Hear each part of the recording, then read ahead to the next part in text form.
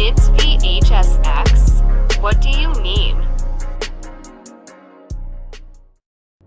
Alright everybody, welcome back to a brand new video. Today we're going to be discussing another video that was suggested by one of you guys in the Discord community.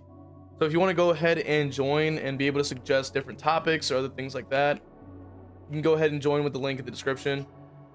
But this video is from a creator named Plat by Daylight, titled Hex, No One Escapes, Death is Unfair Design, a brief PowerPoint presentation. So let's go ahead and take a look here. So right off the bat, I do want to talk about NOED in general. And for those of you that are unaware as to what it does, once it, it says it right there on the slide here from the video. Basically, you can get exposed and move 4% faster on the survivors, pretty much, and then they can cleanse it and then it'll go away. Simple. Original videos link in the description if you want to like read the slides in detail. But basically, they go over like the different versions of it and stuff like that. And the fact of the matter is, right, like I gotta be so for real with you guys. The fact of the matter is that the perk in itself, like on release, probably was pretty crazy, because as you can see from version 1.1, it didn't have a totem. It had I think a decrease in hit cooldown, I believe, like when you actually like land your attack. I think it actually would decrease the cooldown, kind of like Save the Best. But I think like now it's kind of been changed a little bit, so obviously it is like it just does other stuff now, which is basically just like what it did before, but now it has like totems, which got added around when Hag got added in. It's a whole bunch of like history behind all this other stuff, and it just made the perk pretty bad. Let's go ahead and actually listen to why it's unfair in design. Perk is the comparison of activation conditions to effects. Namely, NOED is entirely passive with very strong effects. While passive effects are not inherently poor design, NOED is noticeably different from its late game peers. Take for example, No Way Out. While it activates at endgame like NOED, it requires the killer to apply pressure during the match to increase its paltry 12-second starting duration up to its maximum 60-second duration. Additionally, No Way Out merely buys the killer time and does not give the killer any means to make use of said time. Alternatively, Terminus inflicts broken on survivors at endgame, but it does nothing to help the killer secure those injuries in the first place. By contrast, NOED requires no setup and provides effects that can quickly secure it down and protect a hook. Moreover, a few anti-tunnel survivor perks like Decisive Strike and Off the Record deactivate at endgame in order to prevent a free escape. While I think that's a fair point, I do find it a little hypocritical that this change was made while NOED continued to exist as a free kill perk. Well, I have to disagree with the statement there. Well, a couple of statements. We're trying to make the equivalent being that, oh well, No Way Out and Terminus require input, and it has more proportional effects, and it's like, okay, but NOED is also there as a sort of backup, like the same way that No Way Out works or Terminus. Like if you're getting to endgame and you already got a bunch of injuries, Terminus is there, and then they have to open the gate for it to start to deactivate. And in the same way that No Way Out works, you have to be able to hook at least one person each in order to get all 4 stacks, so that the gate can not be opened as quickly, which is still pretty slow anyway. Not slow, rather, it's still pretty quick anyway, I should say. And No Way Out really just kind of adds like, what, not a lot of time, to be honest. Like it seems like it's still pretty short amount of time in consideration to map size and stuff like that. It depends on which character is using it as well. If you're using like a low mobility character, like a pig, like a Ghostface or something, you're pretty much not going to see a lot of value. So that's already like a thing. You already know that's going to be also another factor that comes into play. So that already, I think, makes those perks already like just focus on endgame specifically, but also I wouldn't say that really requires like more or less input, I would say, because like at the end of the day, like by the time endgame comes, all of those perks activate, regardless if that is the case or not. So at least from my perspective, because like I think even nowadays, like people trying to put on NOED, I think it's still really not great. Like we have to keep in mind that it's still a totem, which spawn in pretty unfavorable positions. There are also the fact that there's aura reading for it. the mere fact that a lot of the time you only can get maybe one down and the entire lobby is told that you have it. So there's a lot of factors in play that basically make the perk very bad. So the only time that NOED will really do something is usually against people that are inexperienced or not able to counter it, which is, I mean, like, that kind of boils down to where the MMR level is that it's being used, right? So let's go ahead and also continue here with the survivor perks like decisive or off the record disable endgame to prevent a free escape, which I wouldn't say that that's like the same thing, right? Because we've seen, like, they already had decisive available at all times, and it was unfair. Like, it was unfavorable, unfair, and uncounterable. Because as a killer, like, you pick up, you can't cancel your pickup, you can't bait it out or something like that. Like, you pick up, automatically skill check, boom, they leave. Like, the same thing with off the record. Like, you can't counter that. They get off hook, boom, endurance the entire 80 seconds. That's it. Like, there's nothing you can really do. I mean, you hit them, but guess what? Speed boost. So then they still make it out anyway. Like, those things are not countered. Those things are just passive. But NOED can be countered. NOED can be cleansed. It can be spotted. It can be, you know, and if maybe if you're unlucky, then it can be guarded. But most of the time, it's probably in a huge map with an unfavorable position. It has aura reading, and you're probably only one person is getting down. So, like, in general, that's really not the strongest perk in the game by any means. And it says that killers performing poorly get an easy down and potential for a kill, creating a crush that can inhibit skill development. Do I agree that it does inhibit skill development? Of course. But I don't think a killer that's already performing poorly getting a free down is really, like, that crazy. I don't think it's going to completely flip the game over to, like, when you're already hitting endgame. If the killer was already performing badly throughout the match, chances are they're still going to get a 3 out. Like, that's just how it goes. Because a lot of the time that you have to keep in mind the nuance here. If people are equipping NOED, there's one of two things happening, right?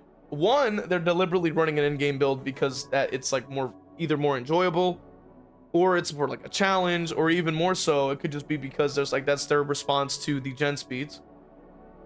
Or there could be brand new to the game, which is a vast majority of the time we see NOED anyway. Especially speaking from my anecdotal experience, when I played a lot of Survivor, in the 400 hours of Survivor that I played. A lot, like, it's not like I went into like crazy high MMR or anything, so a lot of the time you would see NOED because like they were brand new. They didn't really a lot of those players were struggling to get downs in the first place, so they needed to put on something to give them an extra kill. Did it really mean anything? Not really. I mean, a lot of the time it was already cleansed. We pretty much were able to save them and immediately fly out, so like it really wasn't that crazy. Killers performing adequately and encourages survivors in a tied match to cut their losses. Not necessarily. It depends on if the gate is already open. Like, there's a lot of nuance with that, so that's not something that we can say is definitive. That is a lot. That's nuance. If it's a specific match where NOED can be guarded, then of course, like, that's fine. It's still a tie. Nobody won. And they also say killers performing well, turning an already winning match into a curb stomp is not necessarily accurate either, because if the killer is performing well, now we have to look at the metrics of what that means. And then when we look into that, then we have to think, okay, what is the definition of performing well in this situation? And to be fair, right, like if they are performing well, they probably are not even going to get to endgame, right? And if they decide to get to endgame, it really doesn't, it's only for like a little extra like sauce, because you're not really getting anything else. Like, you've already won the game, you just extended it on your own basically as a killer player. Because I've done that before when I was doing endgame Freddy. I was already performing well, didn't even get to endgame. I let them finish the gen so I can actually get value out of my own perk, and then I was able to get like Blood Warden, and then I was able to, you know, get an extra down because I thought it was funny. But that doesn't necessarily mean that, you know, like because the perk was there, therefore it's like now I won double. Like, no, it's just, I'm still winning the game. The perk would have never even activated if I just kept going, right? There's like a lot of things that come into play with that I don't think are accurate. On top of NOED's flagrant design, the perk doesn't exactly lead to any satisfying outcomes. It is almost, if not certainly, the biggest crutch a killer can bring. Yeah, it may be like the biggest crutch, but it's the only crutch, which is another thing I want to add on to the conversation. Is like killers already don't have like they don't have other second chance perks, like they just kind of don't exist. And that's something that I think is kind of interesting about the two sides in this game. Is like one side can have at least like 10 plus second chance perks that all work in different ways, such as decisive strike. You could even look at windows of opportunity as an example, where you have another chance to go somewhere else if you take a hit and get a free aura reading. You could even go that far. Off the record is also a common example. Dead hard is a common example, which, like, I would say the top three is decisive strike, dead hard, and off the record are massive examples of second chance opportunities. You also have we're gonna live forever, so when people are getting slugged, you get an endurance, so you can chain those downs. Unbreakable as well to prevent a 4-man down from succeeding, stuff like that. So like, in comparison, like I would say, like, the NOED is really just sort of a second chance at the very end, sort of like your last resort, versus like you go against like survivor teams that have second chances that work throughout the match. So like that in itself is more of a pain point in comparison, I would say, and also offers more value because you can guarantee value from these perks really during a match, versus NOED, where you can either perform so well that you get no value, like you pretty much get no value, or you end up getting to to use the perk, but then you get one down and then it deactivates because they already saw the aura walking by as you got the down. Mind you, it also alerts the whole team that you have it, so like it's really not that crazy of a perk in my opinion. But let's continue. Knowing this information would drastically change how safely survivors play, so as a result, withholding this information from survivors until it is too late is another layer of frustration. Oh, so they're trying to claim that like because the exposed status is hidden until it gets used, it's deceptive and can be like a pain point. But it's like at the same time, like it only affects one person, so like you can get down, okay, boom, that's one person down. That doesn't mean that the whole game flips already. Like if you already have the gates powered, the gate only takes, I think, like, what is it, like 10 seconds or 15 seconds to open? I have to look that up again, but it's pretty short. Like one person could be already opening a gate while the other person's getting down, and then another person is like running around looking for the totem. Another person could be trying to save, like, because at the end of the day, like the only reason NOED's gonna matter is because like they're probably not playing well. They also say that counterplay for survivors include wasting time cleansing totems before endgame. That's not necessarily the counterplay. Like that's a little bit of an exaggeration. You don't necessarily need to cleanse every single totem before endgame, because keep in mind that it's already an off meta selection, so it's very low. So I would have to disagree with that. That is a bit of a bit inaccurate. Now, have I seen that happen before? Like I've seen another creator that was going against a cop team that he did bring NOED, and then they all cleansed the 5 totems and got the gens done super quick against pigs. So I was like, yeah, like that makes sense. Because it's a comp team, so they're like very efficient and they know what they're doing. And that's why like NOED never activated in his game. So like that was like the extra sauce on top of the fact that he was already gonna lose. Is that like, yeah, you're not even gonna get your NOED either, like you're getting nothing. And it's like, damn, that in itself was kind of funny. But regardless of that, that's not necessarily the counterplay. Like the counterplay is the aura that it gives. The counterplay is like, even if it hasn't activated yet, I'm pretty sure that it'll give you aura even if you haven't gotten it down, if I'm not mistaken, unless it activates the aura when you get the down. But either way, one survivor going down when either the gate is 99 or already like open is really not going to be that crazy unless they bring a separate perk, and that's a whole different conversation because there's only talking about NOED here. So like, no, that's not really true. So yeah. Then they say that the counterplay is unsustainable with high killer pressure. I mean, that's like I've said before, the only characters that are really going to get any value from it are characters that are like with mainly M1 focus, like Pig or Freddy or Ghostface in some cases, like, which is a very like niche situation, but you get the idea. characters without mobility, because characters with mobility usually have an M2 option to deal damage, and that means you're not getting your exposed. So the most you're getting out of it is just a little bit of haste. And even then, you kind of don't need it because you're already moving quickly. So like, what is that going to give you? You know what I mean? They say that survivors must anticipate NOED as well, which I'm like, not necessarily. Like I've said, it's an off-meta pick. Like you're not really going to see it very often unless you're like brand spanking new to the game. And even then, it's like not even that crazy. Because in general, you're going to die whether they have NOED or not if you're brand new. Like that's how it works. But let's go ahead and you may be inclined to just say cleanse totems, but I don't find that to be a compelling answer. NOED does have a preemptive counter wherein if there are no dual totems left, it has nowhere to go.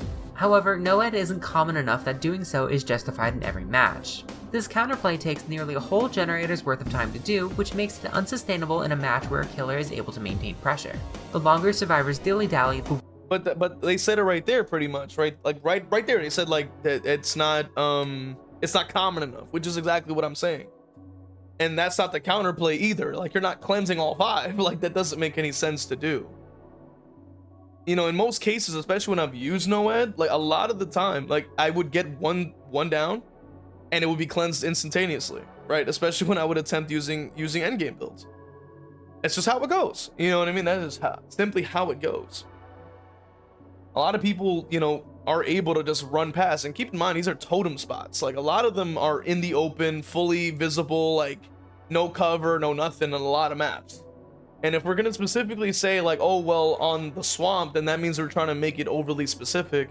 And if the stars align, then of course NOED will look strong. Of course, then the perk will never get, like the hex will never get found. And then of course it makes the killer look like he's doing a lot. But at the end of the day, he's not really. Like, because one single game out of like hundreds or if not thousands of matches does not dictate a perk's balance. Like you would need to look at data across the course of multiple games to be able to look at different situations and be able to say, you know what, this perk's doing a lot. So nah, I mean that's just not really super accurate. And they want to change for some reason, and apparently they want to reduce the haste or something. It's a little bit strange.